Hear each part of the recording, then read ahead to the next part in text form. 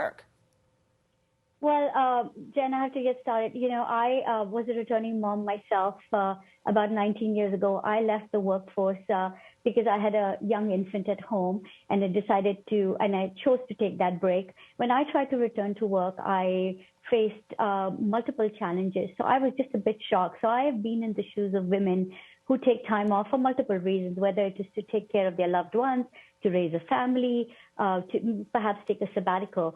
And what Women Back to Work does is it creates systematic pathways to facilitate the re-entry of women back into the workforce. When women are coming back to work, they have a bit of low confidence.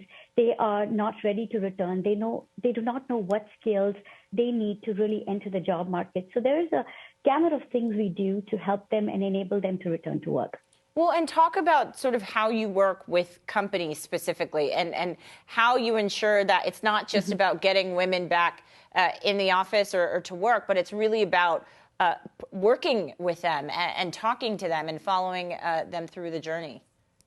Absolutely. So companies, place very less value in it. Maybe it's the recruiting systems, maybe the way they've coached. They place less value on really looking at resumes with a gap and accepting them into the system. So they tend to reject these resumes. And what happens is the ones they're rejecting typically tend to be females, which means they're losing out on diversity. So what we're trying to do is we're trying to enable companies to really think about, well, here's an unconventional pool of talent, and here's a gold mine of talent, and this is a diverse talent workforce. So you really need to look at this. The other hand, when returners, we call them returners, and returners are the ones who've typically taken a gap in their career. When they're going back to work, they need to know that ultimately they're going to be mapped to some KPIs. They're going to be mapped to some deliverables.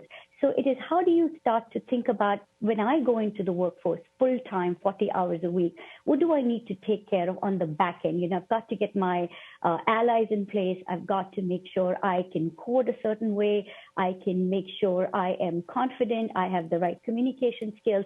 So what Women Back to Work does is we host a power hour every Tuesday where women can walk into our offices. Well, now it's virtual, which is great because we have women signing up from all over the world.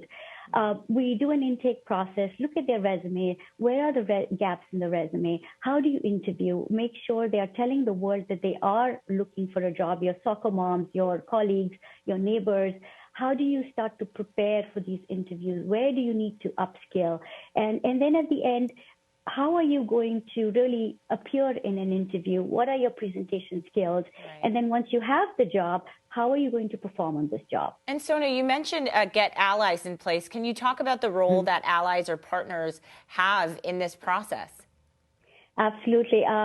We've introduced something we call her the Be Her Ally. And as you know, women take a disproportionate amount of workload at home and at work. And it is the spouses, it is the partners, it is the families that really need to help them. So this Be Her Ally training is for spouses and partners. Well, look, someone has got to unload that dishwasher. Someone has to figure out who's going to feed the kids. Someone is going to have to figure out who's going to drop the kids to school. So how are you really bringing support to this woman who is, goes from working 0 hours to perhaps working 20 to 40 hours? And Be Her Ally is not just at home. Allyship begins at home, but it extends to work as well. So if you have a colleague who's returning to work after, say, a 18-month gap or a 10-year gap, how are you going to support that person? If you have someone who's reporting into you, are you going to be able to provide that special on-ramping? So Be Her Ally begins at home, but really extends at work too. Absolutely. And Sonu, we had a full screen up showing some of the big partners, the big companies that you're working with. I know you have more that are supposed to come on board, but how can smaller companies sort of replicate what it is that you're doing? And are you working with smaller companies to get women back into the workforce? How are you on that front? Absolutely. So I always tell, I'm a women business owner, and I always tell my colleagues in the industry and other entrepreneurs, one of our biggest challenge, Jen, is for small businesses and large businesses and medium-sized businesses, is how do you hire good talent? It is a tight talent market. Everybody wants to join the Googles, the Facebook. But here is a talent pool. that if you look at, you can be hiring from this talent pool. For example, 85% of women at Acquia are women.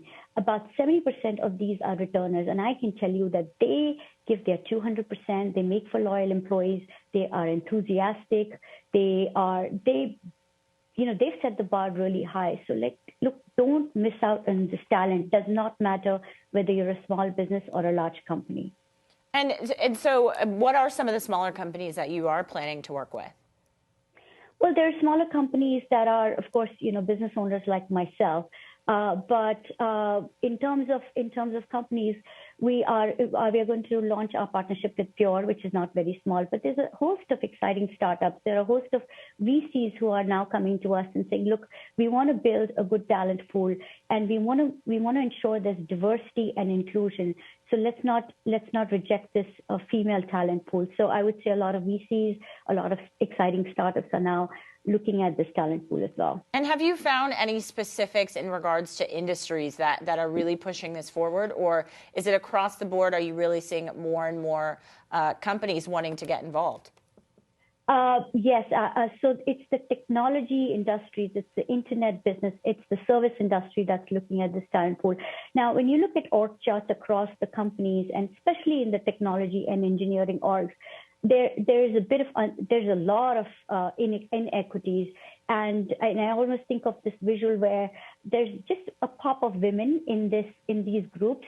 So those are the leaders that are really looking at and can benefit from hiring returners and this talent pool. All right, Sonu Ratra, co-founder of consulting firm Acquia and also founder of Women Back to Work. Thank you so much for your time this morning. All right, coming up, Bloomberg is one-on-one with Elizabeth